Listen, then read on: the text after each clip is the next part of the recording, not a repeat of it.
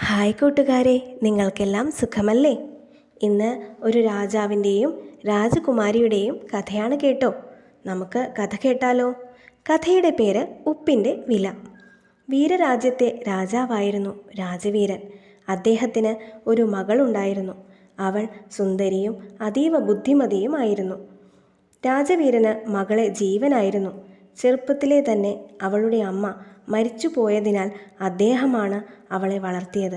അവളുടെ പേരാണ് നിള. ഒരിക്കൽ രാജാവ് വെറുതെ ഇരിക്കുന്ന സമയത്ത് നിള അദ്ദേഹത്തിൻ്റെ അടുത്തേക്ക് ചെന്നു. അപ്പോൾ അദ്ദേഹം അവളോട് ചോദിച്ചു, "നിനക്ക് എന്നോട് എത്രത്തോളം സ്നേഹമുണ്ട്?" നിള അപ്പോൾ തന്നെ മറുപടി നൽകി, "അത് ഇങ്ങനെയാണ്. അച്ഛൻ എനിക്ക് ഉപ്പിനെ പോലെയാണ്." ഇതുകേട്ട രാജാവിന് വിഷമം തോന്നി. വെറും ഉപ്പോ? തൻ്റെ മകൾ തന്നെ താൻ സ്നേഹിക്കുന്നത് പോലെയൊന്നും തിരിച്ച് സ്നേഹിക്കുന്നില്ല എന്ന് അദ്ദേഹത്തിന് തോന്നി. അത് അദ്ദേഹത്തെ വിഷമിപ്പിച്ചു. അദ്ദേഹം അധികം ആരോടും മിണ്ടാതെയായി. മകളോട് പോലും ഒന്നും സംസാരിക്കാതെയായി. ഭക്ഷണം പോലും മര്യാദയ്ക്ക് കഴിക്കാതെയുമായി. അങ്ങനെ ഈ കാര്യം രാജകൊട്ടാരത്തിലെ പാചകക്കാരൻ അറിയാനിടയായി.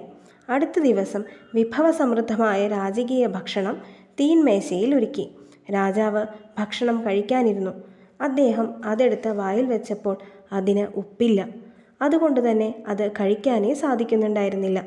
അപ്പോൾ രാജാവിന് തൻ്റെ മകൾ പറഞ്ഞതിൻ്റെ അർത്ഥം മനസ്സിലായി. ഉപ്പില്ലെങ്കിൽ ഭക്ഷണം ഒന്നിനും കൊള്ളില്ല. ഭക്ഷണത്തിന് ഉപ്പ് അത്രയേറെ അത്യാവശ്യമാണ്. അതുപോലെ തൻ്റെ മകളുടെ ജീവിതത്തിലും തനിക്ക് എത്രത്തോളം സ്ഥാനമുണ്ട് എന്ന് രാജാവിന് മനസ്സിലായി. അദ്ദേഹം അവളോട് മാപ്പ് പറഞ്ഞു. അവളെ ചേർത്തു പിടിച്ചു. രണ്ടുപേരുടെയും കണ്ണുകൾ ഈറനണിഞ്ഞു.